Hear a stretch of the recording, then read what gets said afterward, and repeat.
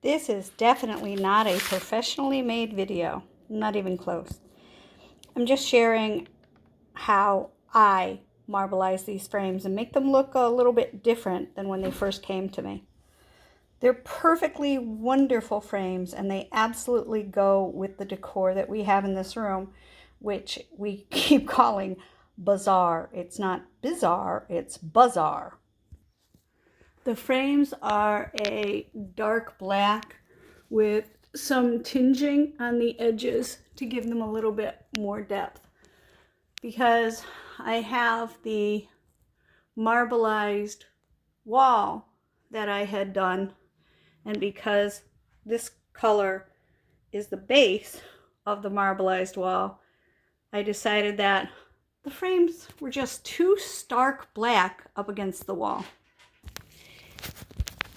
I started with just a piece of cheesecloth, dipped into paint. I am crazy about bear paint. That was the wall color, and then I began to smush it onto the frame. It's really hard to smush and hold my phone at the same time.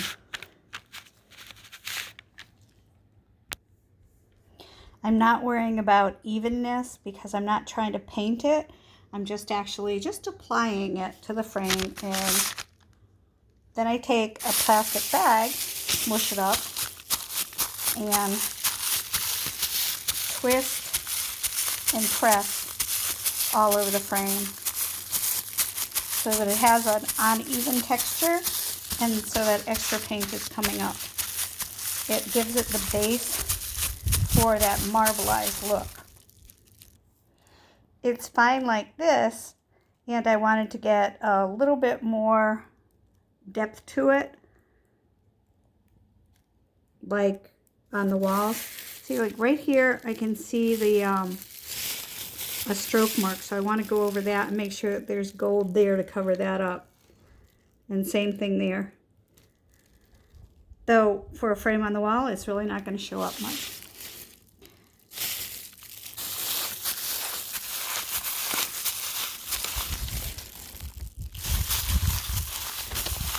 Yeah, it dries really quick on this frame. So once I've done that,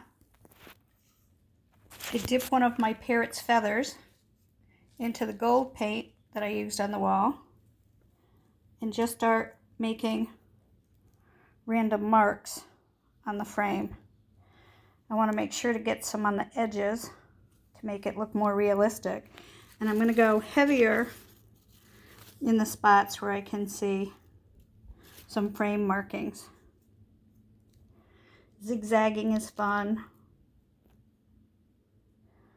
Lightning bolts.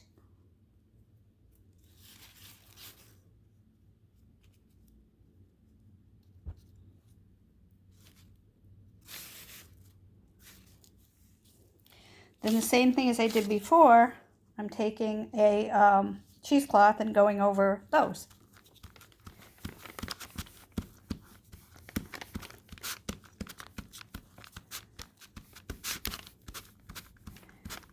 Which is way better done when I can hold the frame and not a camera. Marble is never even, and so I don't worry about trying to get it so that it's balanced all over the place. I just do it until I like it. See, now I don't like how this gold right here, it's too sharp of a line, so I have to go back and I'll have to play with that a little bit to make it less pronounced. And then because I want to have the red be the deepest color, I want that back on top. So back into the paint and back to the frame. Again in randomy splotches. Which is so friggin' hard to do when I have a phone in my hand.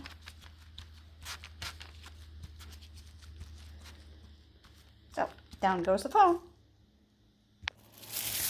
And then back to just sort of smushing it all together. until I'm satisfied with the result. When I'm not, I can add more gold. I could add more of my base color. Doesn't matter. I do want to make sure that the edges look good, so I've got to do some work on them. You can go over it, adding and subtracting color until you get the desired effect. Whatever fits your taste. This happens to be for the colors of the wall, and I started with black and then did the deeper red color and the gold leafing. I've done marbling in other areas with other colors. The fireplace chase in our bedroom is done on a white base with a light tinted pink almost.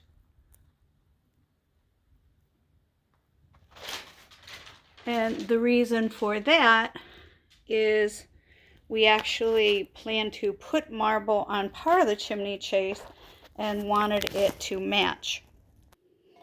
And this is the marble tile up against the faux marble fireplace. This is what I was trying to emulate when I did the fireplace technique.